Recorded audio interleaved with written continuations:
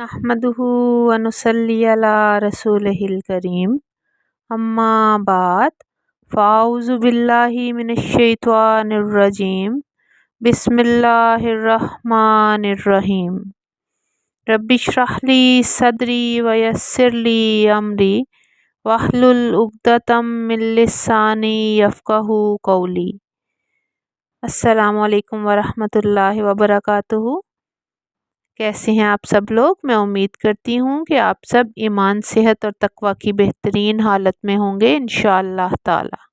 प्यारी बहनों, बेटियों, मुझे ये बताएं कि कभी ऐसा हुआ है कि पूरा दिन गुजर जाए और आप अपने बच्चों को खाना ना खिलाएं या ख़ुद 24 घंटे गुजरने पर भी भूखी रह जाएं कि टाइम नहीं मिला। या कभी ऐसा हुआ है कि आपके माँ बाप, बहन भाई एक ही घर में आपके साथ रहते हों और आप साल हर साल उनसे ना मिलें। नामुमकिन है ना। टाइम निकल आता है, बात है प्रायोरिटीज़ की। कभी ऐसा हुआ है कि मसरूफ़ियत की वजह से बच्चों को होमवर्क नहीं करवाया कई कई महीने तक। एक दिन का भी होमवर्क मिस हो जाए ना तो कितनी टेंशन हो जाती है और अगले दिन डबल टाइम बच्चे को बिठा कर पढ़ाया जाता है कि कल की कमी भी पूरी हो जाए। बात है प्रायोरिटी की। बच्चा फेल हो जाएगा, ये डर हमें बहुत ज़्यादा हद तक डराए रखता है। दुनिया में नाकाम होने का डर। लोग हमें कहेंगे कैसे निकम्मे और नाकाम वालिदैन हैं, देखो इनका बच्चा फ़ेल हो गया। हम ये क्यों नहीं सोचते कि जब बच्चे आखिरत में फ़ेल हो जाएंगे तो उनका क्या बनेगा। अपनी औलाद को आग में जलता कैसे देखेंगे। हम खुद क्या करेंगे अगर उस दिन नाकाम हो गए। खुदारा कुरान को अपनी प्रायोरिटी बना लें, इसके लिए वक्त निकाल लें। अल्लाह ताला आपको, आपके बच्चों को कामयाबी के उस आसमान पर पहुंचा देगा जो आपके वहमो गुमान में भी नहीं। शैतान आपको इस तरफ नहीं आने देगा। अल्लाह से मदद मांगें और ख़ुद को, अपने बच्चों को, अपने प्यारों को कुरान से जोड़ें। यही उनकी और हमारी कामयाबी है। 24 घंटों में से चंद मिनट निकालें और कुरान को समझें। अब हम अल्लाह ताला की तौफ़ीक और मदद के साथ सूरह बकरा आयत नंबर 97 का तर्जुमा और तफसीर देखेंगे। शुरू करते हैं सूरह बकरा आयत नंबर 97 के तर्जुमा से।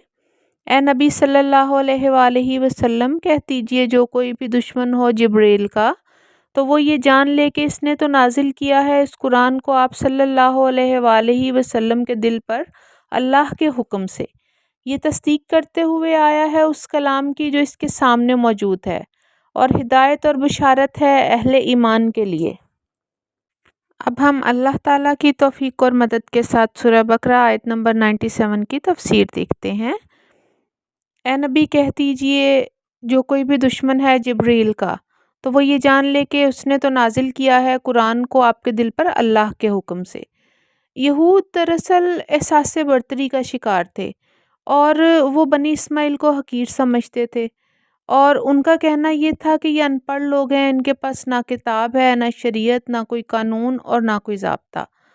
लिहाजा उनको इस बात का यकीन था कि जो भी आखिरी नबी होगा वो बनी इसराइल में से होगा। लेकिन अल्लाह ताला ने नबी आखिरुज़्ज़मान को बनी इस्माइल में से चुन लिया, और ये चीज़ यहूदियों से हज़म नहीं हुई। वो ये सोचते थे कि अल्लाह ताला ने बनी इस्माइल में से एक शख्स को कैसे चुन लिया। उनका ख्याल था कि ये सब जिब्राइल की शरारत है कि वो वही लेकर मोहम्मद अरबी सल्लल्लाहु अलैहि वसल्लम के पास चला गया। लिहाजा वो हज़रत जिब्राइल अलैहिस्सलाम को अपना दुश्मन तसव्वुर करते थे। हालांकि इस मामले में जिब्राइल को तो इख्तियार हासिल नहीं। फरिश्ते जो कुछ करते हैं अल्लाह के हुक्म से करते हैं, अपने इख्तियार से कुछ नहीं करते। तो जो किताब नबी पाक सल्लल्लाहु अलैहि वसल्लम पर नाजिल की गई, उसके अंदर हज़रत जिब्राइल अलैहिस्सलाम का इख्तियार नहीं था, वो तो अल्लाह का हुक्म था। लेकिन यहूदी उन इस वजह से हज़रत जिब्राइल अलैहिस्सलाम से बुग़्ज़ रखते कि वो ये जो वही आई उसको बनी इसराइल के किसी फ़र्द पर क्यों लेकर नहीं आए। ये तस्दीक करते हुए आया है उस कलाम की जो सामने मौजूद है। इसका मतलब है कि जो कुरान पाक नाजिल किया गया ये अपने से पहले आने वाली किताबों तौरात और इंजील की तस्दीक करता है कि वो अल्लाह ताला की जानिब से नाजिल की गई हैं और अल्लाह ताला के पैगंबरों पर नाजिल की गई हैं। कुरान मजीद इनकी तालीमात को भी असूली तौर पर तस्दीक करता है।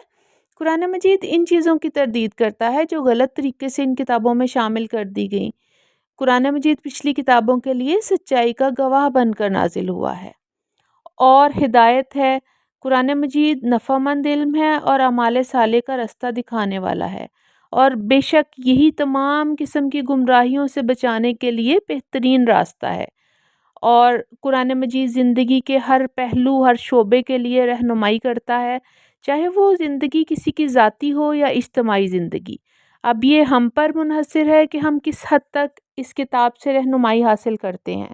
اب ہم آیت کے آخری حصے کی طرف بڑھتے ہیں، اور ہدایت اور بشارت ہے اہل ایمان کے لیے، یعنی یہ ایمان والوں کے لیے خوشخبری ہے کہ جو لوگ قرآن مجید پر ایمان لے آئیں، یہ ان کے لیے دنیا و آخرت کی بھلائیوں کے لیے بشارت ہے۔ اب ہم اللہ تعالیٰ کی توفیق اور مدد کے ساتھ سورہ بقرہ آیت نمبر 98 کا ترجمہ اور تفسیر دیکھیں گے۔ شروع کرتے ہیں سورہ بقرہ آیت نمبر 98 کے ترجمہ سے۔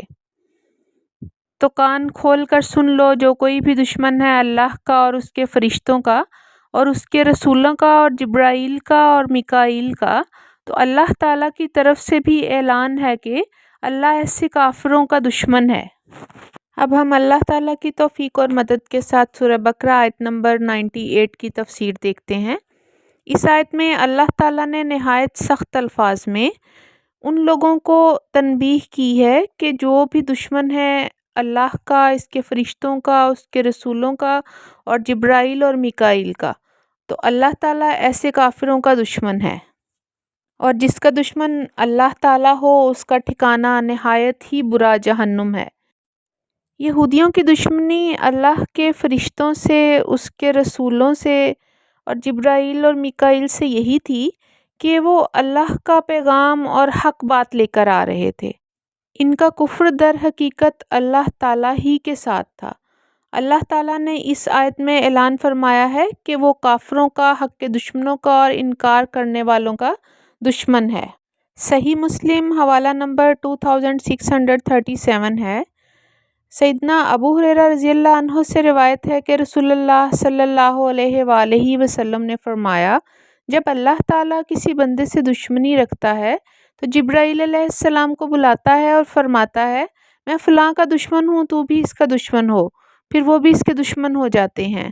پھر آسمان والوں میں منادی کر دیتے ہیں کہ اللہ تعالیٰ فلاں شخص سے دشمنی رکھتا ہے، تم بھی اس سے دشمنی رکھو، اور وہ بھی اس کے دشمن ہو جاتے ہیں۔ اس کے بعد زمین والوں کے دلوں میں ان کی دشمنی جم جاتی ہے، یعنی زمین میں بھی جو اللہ تعالیٰ کے نیک بندے یا فرشتے ہیں وہ بھی اس کے دشمن رہتے ہیں۔ اور اللہ تعالیٰ کی طرف سے جب کسی بندے سے دشمنی ہوتی ہے تو وہ اس کے گناہوں پر عذاب دیتا ہے، اس سے درگزر نہیں کرتا، اس کی مغفرت نہیں کرتا، اس پر رحم نہیں کرتا۔ آسان لفظوں میں اگر ہم سمجھنا چاہیں تو دنیا و آخرت کی تباہی کا مطلب ہے اللہ تعالیٰ کی ناراضگی یا اس کی دشمنی۔ اب ہم اللہ تعالیٰ کی توفیق اور مدد کے ساتھ سورہ بقرہ آیت نمبر 99 کا ترجمہ اور تفسیر دیکھیں گے انشاءاللہ تعالیٰ۔ شروع کرتے ہیں سورہ بقرہ آیت نمبر 99 کے ترجمہ سے۔ اور اے نبی صلی اللہ علیہ وآلہ وسلم، ہم نے آپ صلی اللہ علیہ وآلہ وسلم کی طرف نازل کر دی ہیں روشن آیات، اور انکار نہیں کرتے ان کا مگر وہی جو سرکش ہیں۔ اب ہم اللہ تعالیٰ کی توفیق اور مدد کے ساتھ سورہ بقرہ آیت نمبر 99 کی تفسیر دیکھیں گے۔ اس آیت میں نبی پاک صلی اللہ علیہ وآلہ وسلم کو کہا گیا ہے کہ ہم نے آپ پر واضح آیات نازل کی ہیں جو کہ ہدایت کا رستہ دکھانے والی اور نہایت واضح اور روشن ہے، لیکن یہ آیات اس کے لیے ہدایت بنیں گی جو اس کا طلبگار ہوگا، اور نازل کی ہیں یعنی ہم نے ہدایت و رہنمائی بھیجی ہے اور اس پر ایمان لانے کا مطالبہ ہے، اور انکار نہیں کرتے ان کا مگر وہی جو سرکش ہیں، یعنی یہ آیات اتنی مکمل اور جامع ہیں کہ کوئی ان کا انکار نہیں کر سکتا ماں سوائے فاسق کے۔ سورہ بقرہ کے تیسرے رکوع میں یہ الفاظ آئے تھے، اور وہ گمراہ نہیں کرتا اس کے ذریعے مگر فاسقوں کو۔ اب ہم اللہ تعالیٰ کی توفیق اور مدد کے ساتھ سورہ بقرہ آیت نمبر 100 کا ترجمہ اور تفسیر دیکھیں گے۔ شروع کرتے ہیں سورہ بقرہ آیت نمبر 100 کے ترجمہ سے۔ تو کیا ہمیشہ ایسا ہی نہیں ہوتا رہا کہ جب کبھی بھی انہوں نے کوئی عہد کیا، ان میں سے ایک گروہ نے اسے اٹھا کر پھینک دیا، بلکہ ان میں سے اکثر ایسے ہیں جو یقین نہیں رکھتے۔ اب ہم اللہ تعالیٰ کی توفیق اور مدد کے ساتھ سورہ بقرہ آیت نمبر 100 کی تفسیر دیکھتے ہیں۔ اس آیت میں اللہ تعالیٰ نے بنی اسرائیل کی عہد شکنی کا ذکر فرمایا ہے کہ جب بھی انہوں نے کوئی معاہدہ کیا تو اس کو توڑ ڈالا۔ اس آیت میں یہودیوں کو ان کی بدعہدیاں یاد کرائی جا رہی ہیں کہ وہ کتنے ہی وعدے ایسے تھے جو وفا نہ کر سکے۔ بنی اسرائیل سے اللہ تعالیٰ نے عہد لیا تھا کہ کتاب کو مضبوطی سے تھام لو اور توجہ سے سنو۔ بنی اسرائیل نے کتاب کو بھی پس پشت ڈالا اور کتاب میں تحریف بھی کر دی اور اس عہد کو العلان توڑ ڈالا اور نہایت ہی بد نصیبوں میں شامل ہو گئے، اور وہ اپنی اصلی زندگی کی راحتوں کو اپنے ہاتھوں سے ہی کھو بیٹھے۔ بلکہ ان میں اکثر ایسے ہیں جو یقین نہیں رکھتے۔ اس سے مراد ہے کہ یہود بار بار وعدے اس لیے توڑ دیتے تھے کہ وہ ایمان سے خالی تھے اور ایمان کی کمزوری کی وجہ سے سیدھی راہ پر آ کر پھر سے راہ راست سے بھٹک جاتے۔ اگر ان کا اللہ تعالیٰ پر ایمان مضبوط ہوتا یا یوم آخرت پر یقین پختہ ہوتا تو وہ عہد توڑتے ہوئے ڈرتے، لیکن کیونکہ ان کا ایمان پختہ نہیں تھا، اسی وجہ سے وہ جہنم کے گڑھے کا ایندھن بننے کی کوشش میں لگے رہے۔ اللہ رب العزت نے سورہ الانفال آیت نمبر 55 اور 56 میں فرمایا، یقیناً اللہ تعالیٰ کے نزدیک بدترین جانور وہ لوگ ہیں جنہوں نے کفر کیا، سو وہ ایمان نہیں لاتے۔ جن لوگوں سے آپ نے عہد باندھا پھر وہ ہر بار اپنا عہد توڑ دیتے ہیں اور وہ نہیں ڈرتے۔